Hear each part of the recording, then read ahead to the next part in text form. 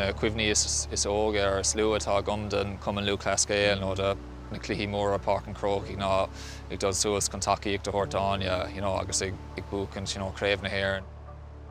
Bhuaigh siad Chuaigh buin na hÉireann, bhí siad ag buachan gachrad le Baile Mhic Cairbre, so bhí siad docreitin áirí ar raibh Áine nona dhéanamh agus bhain mé antainna bheas an am sin. Seamus was the pride and joy when we were younger, Francis' eldest son. My sister Frances used to play as well, so she had a massive interest. And she was great to bring Seamus and Maeve to all the games. Seamus and myself were inseparable when he was born. He just was always with me in the car. And he went to all the games, and we was up in Croagh Park, and he just loved going to see Áine. Kick the ball to Áine, kick the ball, Áine used to say. We gave a lot of time in the front garden. Seamus would be standing to the national anthem. I'd have to hum it. Forced me to wear Waterford jersey. I don't know if I ever did that, yeah.